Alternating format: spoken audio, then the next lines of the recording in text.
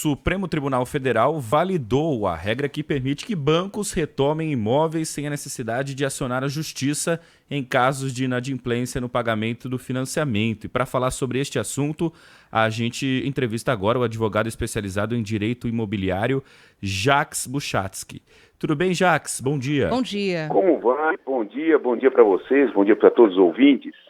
Muito bem. Doutor, eu queria que o senhor explicasse, então, a partir de agora, essa nova determinação do Supremo Tribunal Federal, o que vale a partir. Foi uma decisão isolada, mas que vai poder desencadear outros casos relacionados de bens imóveis vinculados a bancos, é A isso? repercussão geral, né? Isso. Basicamente, a decisão disse o que estava na lei, tá? No meu ponto de vista, pelo menos. E o que estava escrito na lei? É feita essa operação de venda e compra normal, porém financiada. Essa modalidade de financiamento, que é chamada alienação fiduciária, o imóvel é dado como garantia da própria operação.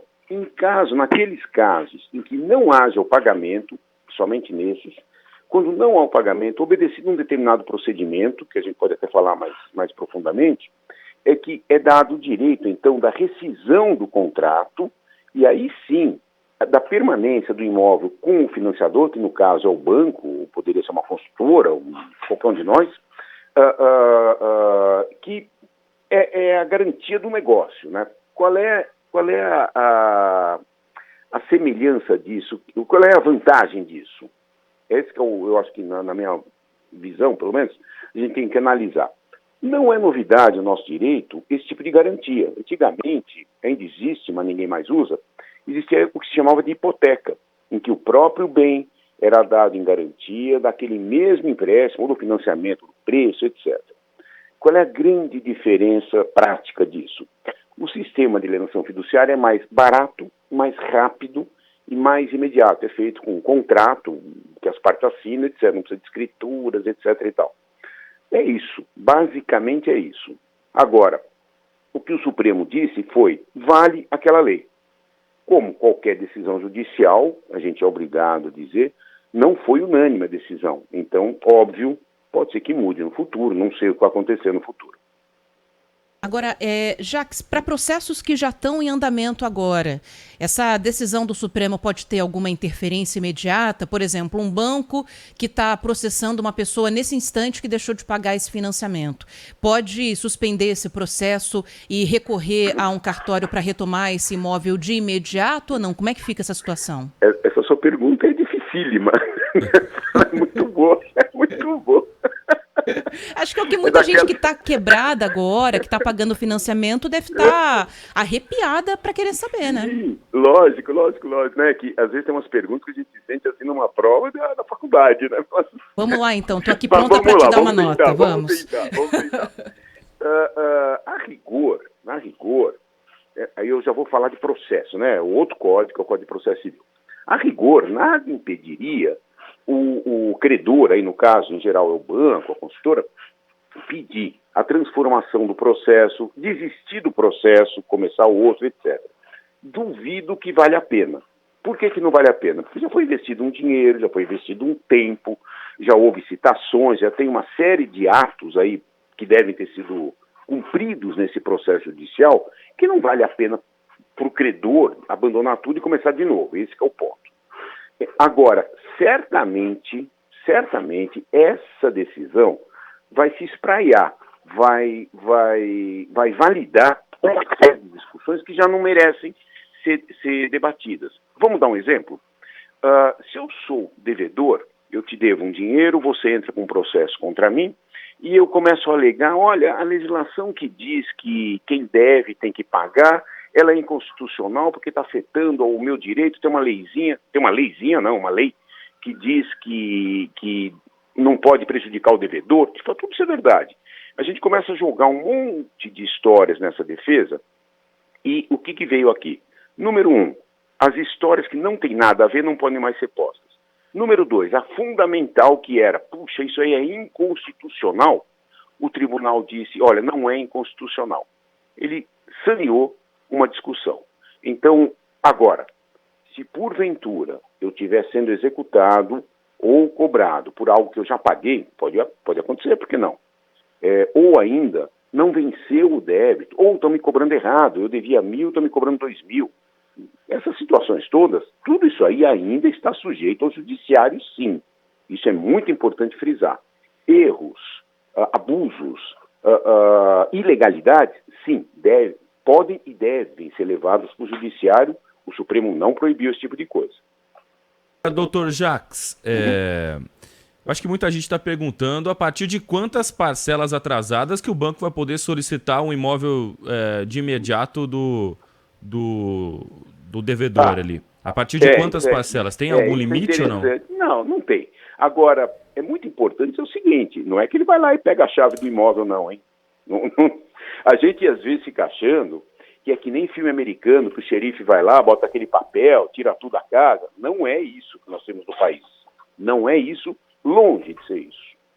Esse procedimento Então, primeiro, é feito um contrato com essa cláusula de alienação fiduciária que está prevista em lei já faz uns anos.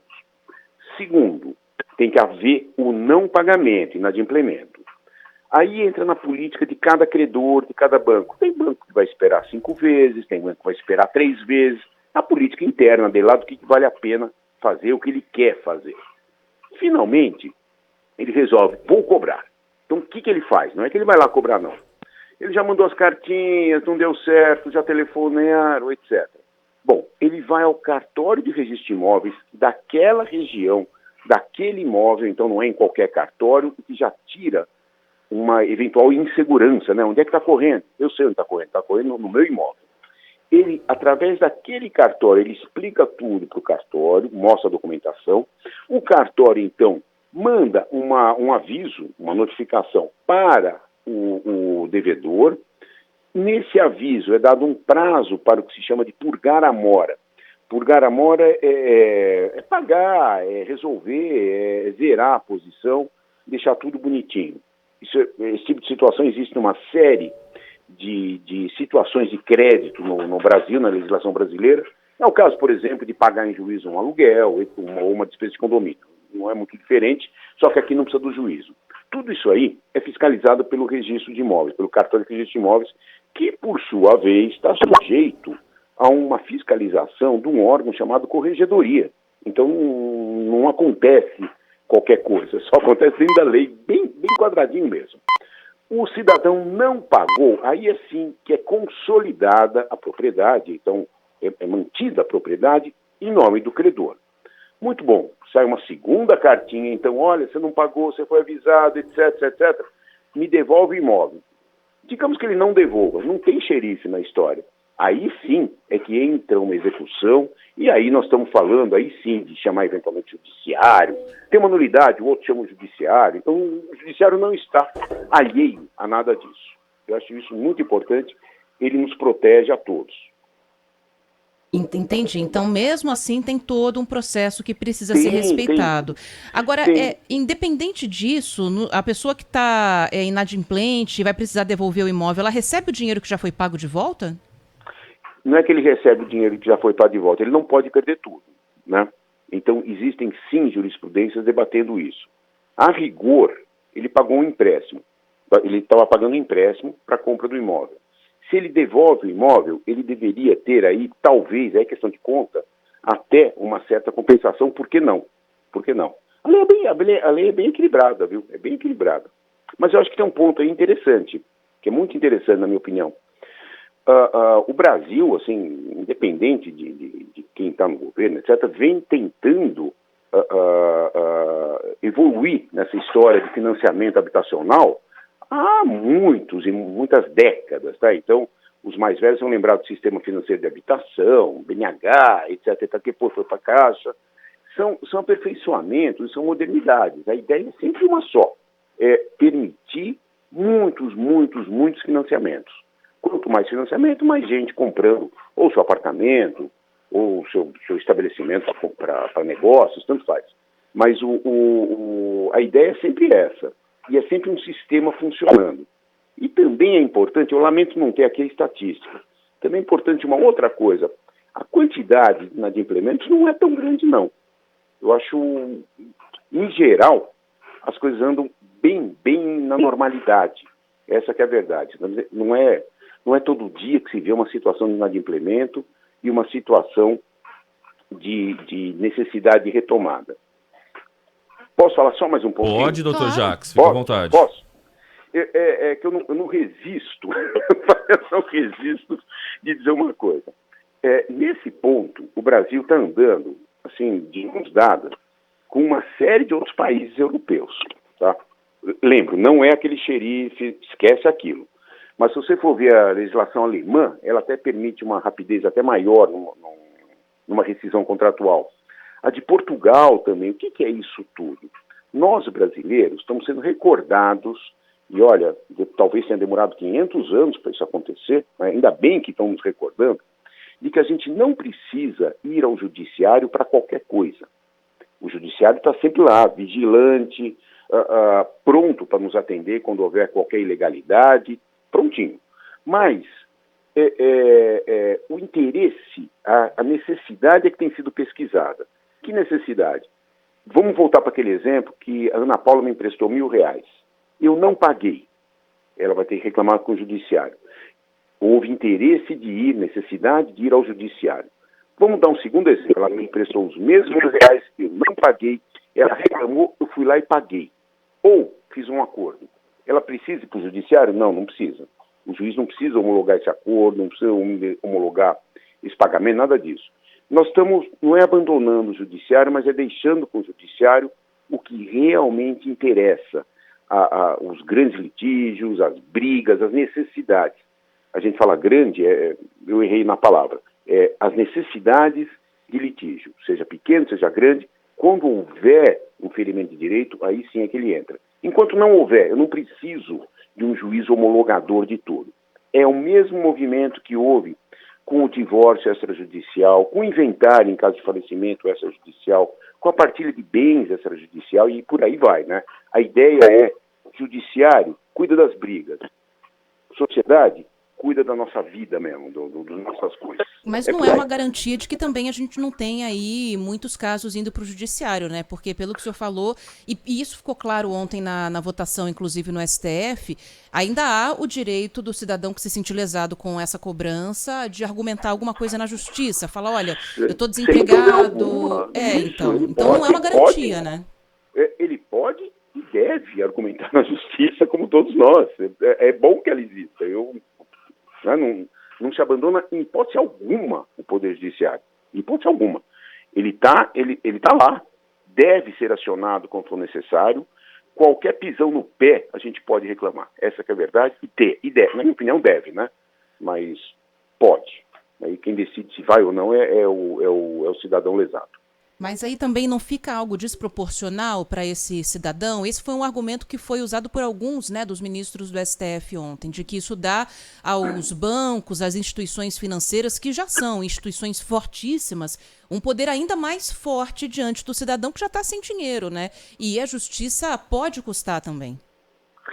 Bom, aí existem alguns caminhos que a gente deve lembrar, né, e algumas circunstâncias.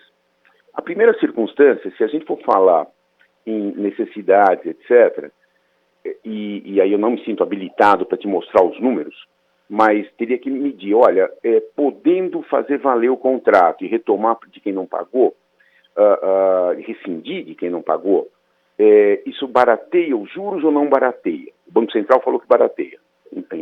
Acho que já tem uns 2019 que é um estudo, sei lá.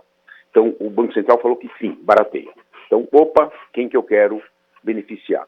2, 100% das possibilidades estão abertas para pedido de justiça gratuita. O que é isso? O cidadão vai à justiça, expõe o seu problema e o juiz, legalmente, está previsto no Código de Processo, não tem dúvida alguma, o juiz concede o que se chama de justiça gratuita. Significa que ele não paga a custa, se perder a ação não paga a sucumbência do outro lado, ele tem a possibilidade de estar em juízo. Aliás, é uma possibilidade que a gente tem em pouquíssimas coisas na vida, né? Eu posso brigar, posso litigar de graça, basicamente. Então, estão abertos os caminhos. Terceiro, que eu acho que a gente nunca pode ignorar, na minha opinião. Os juízes estão atentos. As pessoas ficam olhando para o judiciário como se fosse, assim, um prédio insensível, né? Eu, se pudesse, tirava... Sabe aquela estátua da justiça, dela cega, né? Eu tiraria aquela venda dela. Eu acho que ela não está cega, não. Ela está olhando as coisas. Óbvio, você precisa expor. E as coisas são solucionadas, essa que é a verdade. Vão haver algumas injustiças? Certamente, como em qualquer campo da vida, lamentavelmente, né? Mas está atento e está permitindo que o sistema funcione com fluidez. Uhum. É que Brigar essa injustiça coloca alguém na rua, né? Não, brigar com o banco é difícil? É difícil. Muito. É difícil. Como brigar com o plano de saúde, como brigar com o próprio Estado, né? Uhum. É difícil. Mas aí, eu acho que aí é um outro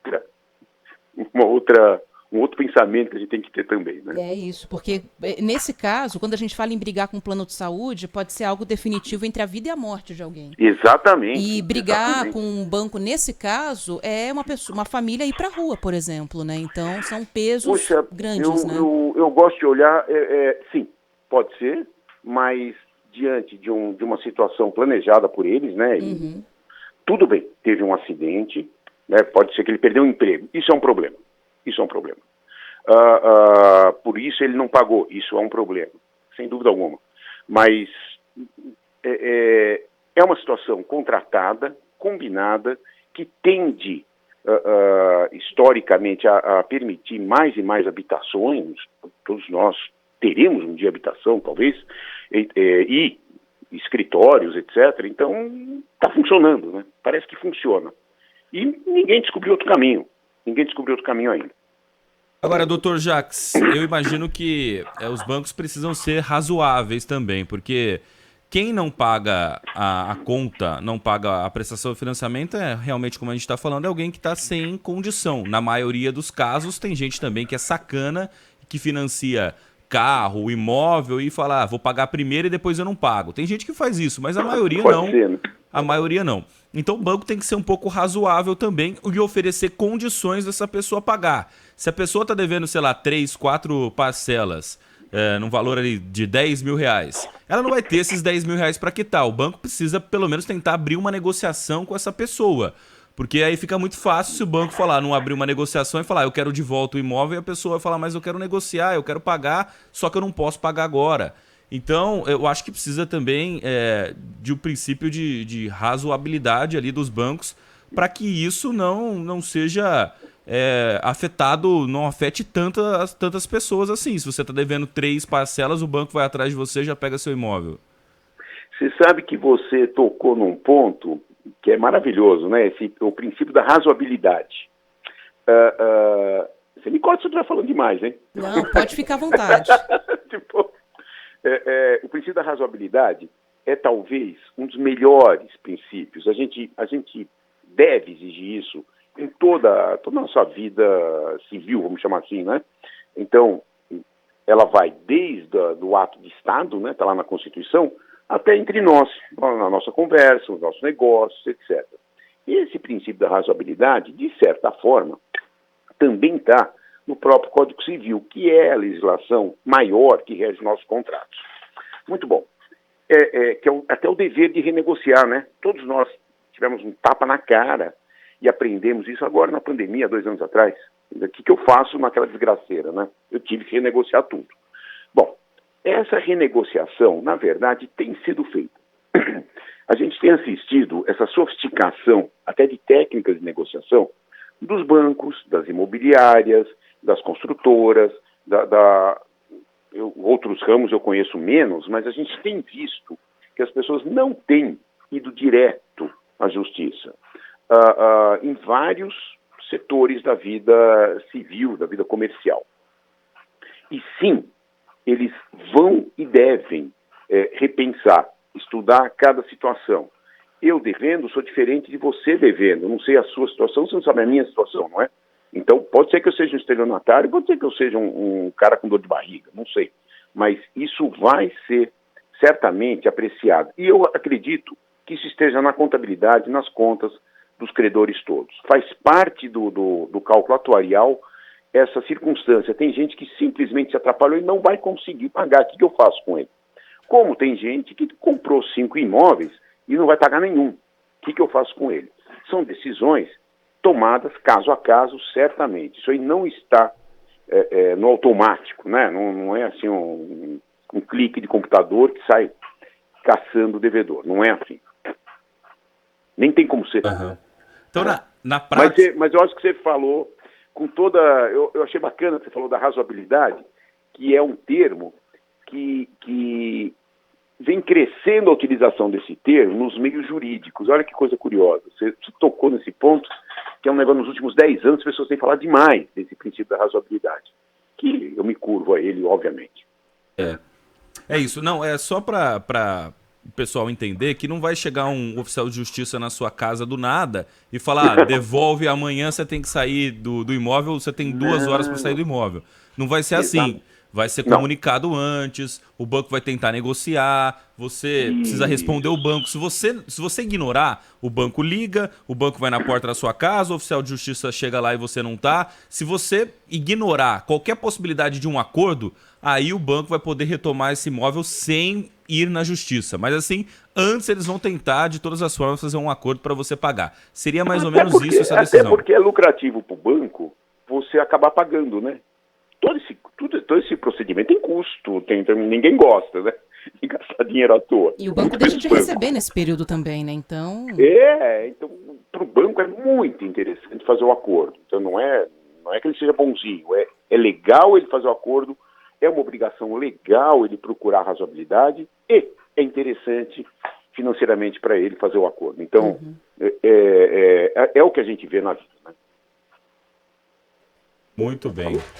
A gente tá ouvindo a gente? Eu tô. Agora sim, é que deu uma cortada, mas voltou.